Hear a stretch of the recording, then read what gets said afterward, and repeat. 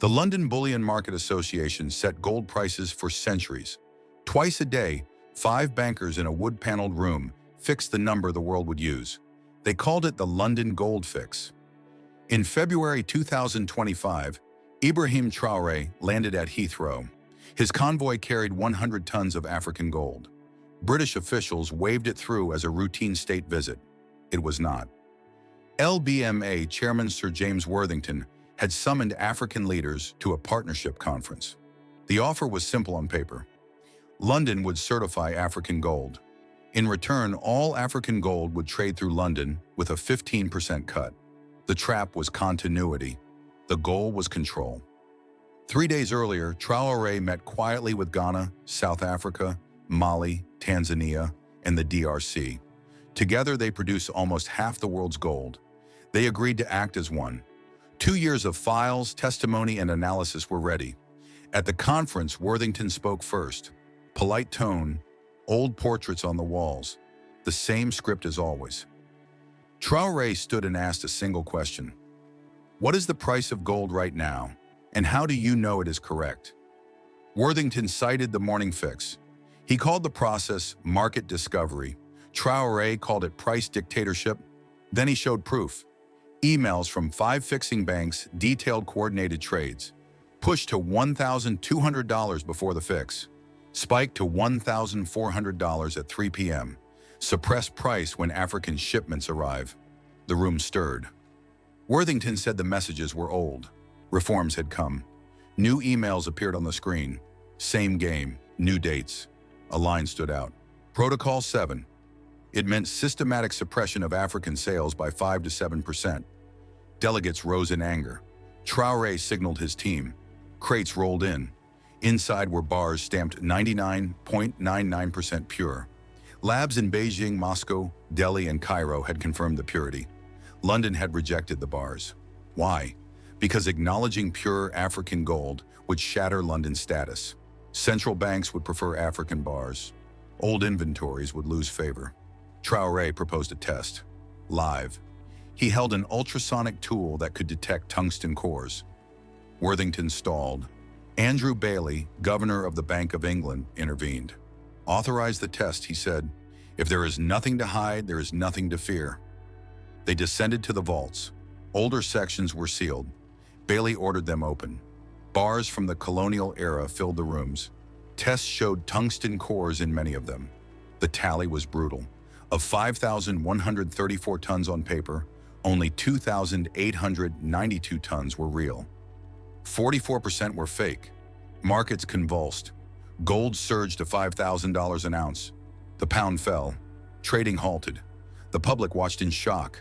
Back upstairs, Traoré showed where the real gold had gone. Black operations, bribes, private hoards. He named elite families and estates. He demanded reparations, 10,000 tons, about 1/5 of Africa's recorded loss, backed by an 1823 ledger from the Bank of England archives. Then he unveiled the replacement system, the African Gold Exchange in Accra.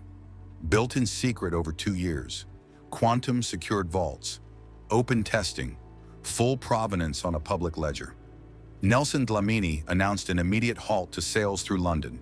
Central banks began shifting reserves to Accra. The British government fell within hours. Protests filled the streets. The price of gold kept rising. In Africa, people celebrated. The 100 tons Traoré brought became a symbol, not a fortune. A turning point. Investigations followed. Bankers were arrested. More audits exposed tungsten everywhere, even in state treasures. Britain agreed to return 10,000 tons over 20 years to avoid total isolation. The LBMA shut down. Its building became a museum. A plaque marked the room where 5 men had skimmed from billions. The shock spread. Fort Knox opened for inspection. Nearly half the reported U.S. gold was not real. The dollar crashed. Switzerland faced the Basel files, proving storage of stolen and conflict gold for generations. The myth of clean vaults died. A new reserve model emerged, a basket of verified assets: gold, silver, platinum, rare earths. No single nation in charge. Headquarters rotating by design. China and Russia admitted contamination in their holdings and signed on. Early honesty bought them a seat at the table. Verification moved forward. Dr. Amara Diallo introduced a quantum validator. It read purity, origin, mine, and age without damage. For the first time, gold had a fingerprint. Stolen metal could be traced. Conflict metal could be flagged. Provenance gained value. The Vatican audited its stores. The result was vast and damning. Gold taken across centuries. The Church pledged to return traceable holdings and fund reparations where origins were lost. The message landed worldwide. Value without truth is a lie. Accra became the only trusted market. Trading rooms were glass by design. Anyone could watch. Every bar was tested on arrival. Every trade was recorded. Africa set the benchmark. Buyers accepted new terms: fair pricing, technology transfer, respect for African leadership. Former colonial powers faced extra conditions: acknowledgement, apologies, and concrete repair. Supply chains flipped. Mining standards from Sudan's Fatima al-Rashid forced transparency and community benefit. Tech firms and jewelers shifted or fell. De Beers collapsed. Artisan cooperatives rose. Customers paid for beauty with proof, not branding. Universities rewrote economics. Traoré taught economics of truth at Harvard. Models bent to morals. Theft breeds poverty. Transparency builds shared wealth. Worthington wrote from prison. He found conscience in ruin. Traoré replied without malice. Truth breaks lies and frees people. Build something honest. African labs and universities surged with fair revenue.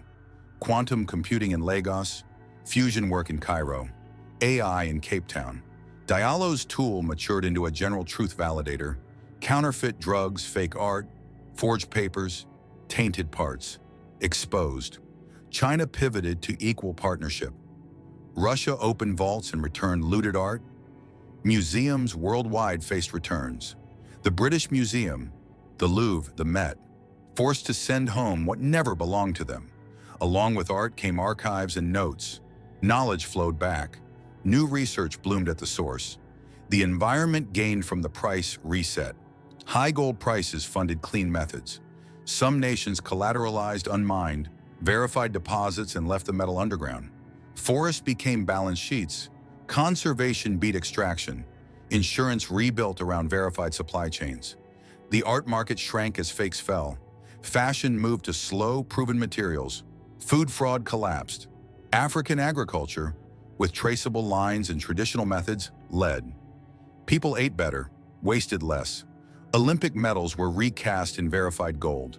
Space programs replaced contaminated components. Launch sites moved to places with clean supply chains.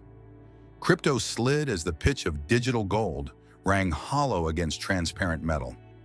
Blockchain stayed useful for provenance instead of speculation. Journalism adapted. Claims needed trails. Sources needed context. Community fact review grew. Hollywood faced plagiarism suits. Global audiences turned to authentic stories. An Ouagadougou studio released a film about the London showdown that treated every side as human. It won because it told the truth. Law reopened first principles. Does a rule serve justice or power? A new framework centered responsibility. Reparations included labor and service, not only money. Young people from former empires worked in the places their ancestors harmed and learned what schools had hidden. Monarchies ended by admission or public force. Churches and mosques audited their histories and wealth. Leaders spoke plainly about sin and repair. Faith became honest or it emptied out. Transport shifted as aviation's hidden risks came to light. High-speed rail expanded. Shipping used wind and solar. Travel slowed, meaning grew. Language pluralized. Translation improved. No single tongue dominated. Children learned 3 languages as a norm. Power decoupled from one language and one capital. The old order counted wealth with ledgers and seals. The new order counted proof. Origin, consent, fairness, care for the land, and human dignity. Prices moved with those facts. On a cold morning in London, Africa broke the fix. Not by setting a number, but by setting a standard. Value would no longer hide behind closed doors. It would stand in the open, tested in front of everyone.